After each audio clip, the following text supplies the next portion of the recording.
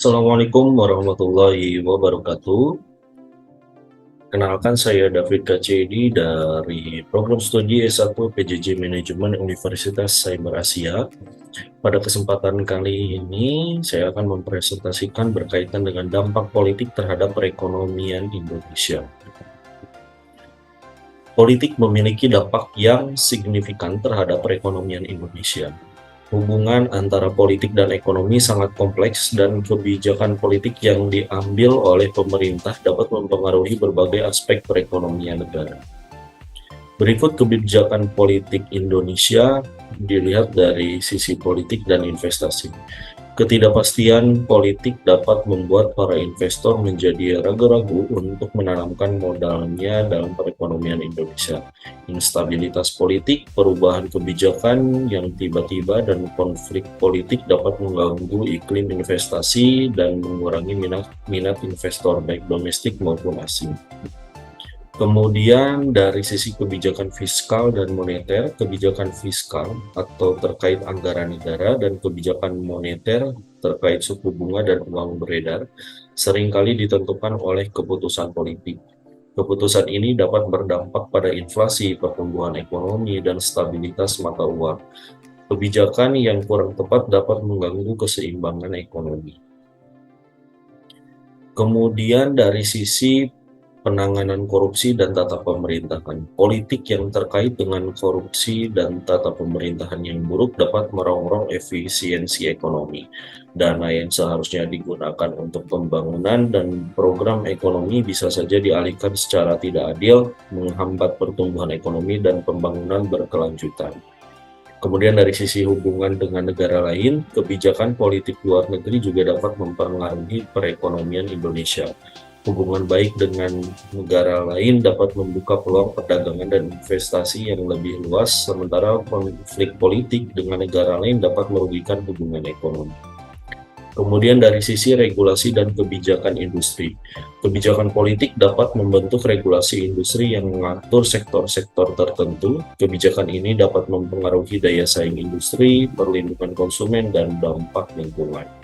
Kemudian dari sisi pembangunan infrastruktur dan pengembangan SDM, kebijakan politik memainkan peran penting dalam pengembangan infrastruktur dan sumber daya manusia.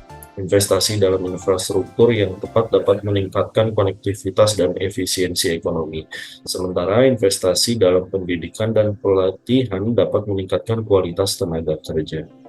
Kemudian dari sisi stabilitas sosial, politik yang stabil dan mampu mengelola ketegangan sosial cenderung mendukung pertumbuhan ekonomi. Konflik sosial yang meluas dapat mengganggu produksi, distribusi, dan konsumsi, merugikan perekonomian. Kemudian dari sisi pajak dan pengeluaran publik, kebijakan politik juga berdampak pada sistem pajak dan pengeluaran publik. Pajak yang efisien dan pengeluaran yang bijaksana dapat mendukung keseimbangan fiskal dan pembangunan ekonomi. Contohnya pada G20, momentum presidensi G20 Indonesia kemarin sangat dimanfaatkan untuk mencari peluang kerjasama oleh pemerintah dan kalangan dunia usaha. Kabar baiknya, banyak negara yang sudah menyatakan minat untuk bergabung dalam proyek-proyek strategis Indonesia, mulai dari sektor transportasi, energi, hingga pembangunan jalan tol. Berikut beberapa kesepakatan atau kerjasama dari hasil presidensi G20 di Indonesia beberapa waktu lalu. Yang pertama, Project MRT. Indonesia berhasil menggait Jepang dan Korea Selatan dalam proyek pembangunan MRT di Jakarta. Saat itu langsung MOU dengan 3 negara tersebut di Bali dan disaksikan oleh Menteri Perhubungan Budi Karya Sumadi. Jepang sepakat untuk investasi di pembangunan MRT Jakarta East West Line fase 1. Rutenya adalah dari Tomang, Dukuh Atas, Senen, Perintis hingga Medan Satria. Sedangkan Inggris investasi MRT Jakarta East West Line fase 1 dan LRT Jakarta dengan nilai investasi sebesar 1,2 miliar dolar. Lalu Korea Selatan investasi MRT fase 4 dengan rute Fatmawati sampai Kampung Rambutan. Kemudian kesepakatan proyek yang kedua adalah Tol Trans Sumatera. Pemerintah Indonesia dan pemerintah Turki juga sudah MOU untuk pembangunan jalan tol Trans Sumatera yang dilakukan langsung oleh Direktur Operasi PT Utama Karya. Alasan Turki memilih menjadi negara mitra pada proyek ini adalah karena Turki berpengalaman dan memiliki penguasaan teknologi yang advance dalam pembangunan jalan tol. Kemudian yang ketiga, proyek transisi energi. Seperti sudah disampaikan, Indonesia juga mendapat pendanaan proyek berbasis energi terbarukan untuk mendukung pengembangan kendaraan listrik teknologi hingga pemensiunan PLTU dari negara-negara G20 senilai 20 miliar dolar Amerika Serikat atau sekitar 311 triliun rupiah. Investasi ini juga dalam rangka mempercepat pelaksanaan transisi energi di Indonesia, bahkan di Amerika invest langsung oleh Presiden Joe Biden. Bersama kita memobilisasi 20 miliar dolar dalam pengembangan energi terbarukan dan mendukung transisi energi untuk menjauhi batu bara. Selain itu, Jepang dan Norwegia dalam 6 bulan ke depan akan membantu Indonesia untuk membuat rencana investasi komprehensif dalam payung yang bernama Just Energy Transition Partnership untuk mencapai net zero emission. Kemudian yang keempat, Project Energy Transition Mechanism. Sudah dilakukan MOU terkait penjajakan pensiunan dini PLTU pertama yang dimiliki produsen listrik swasta yaitu PLTU Cirebon 1. MOU-nya dilakukan sekaligus peluncuran ATM Country Platform. Kemudian yang kelima, proyek bisnis hidrogen dan amonia. Pertamina dan perusahaan energi terbesar asal Arab yaitu Saudi Aramco yang tekan kerjasama di proyek penyediaan hidrogen dan amonia.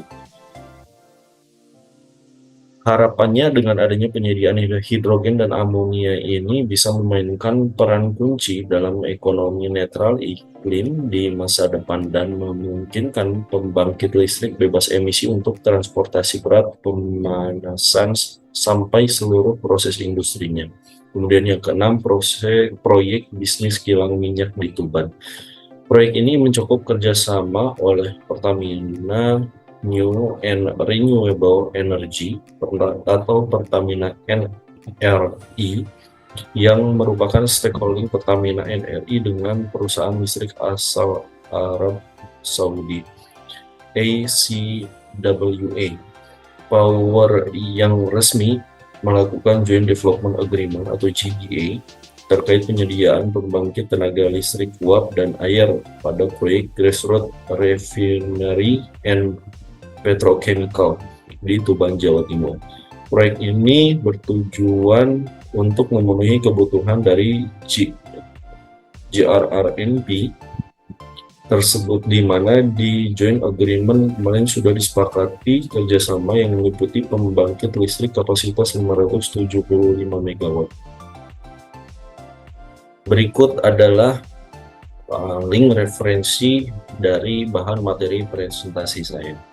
Demikian presentasi saya pada kesempatan kali ini. Terima kasih atas perhatiannya. Wassalamualaikum warahmatullahi wabarakatuh.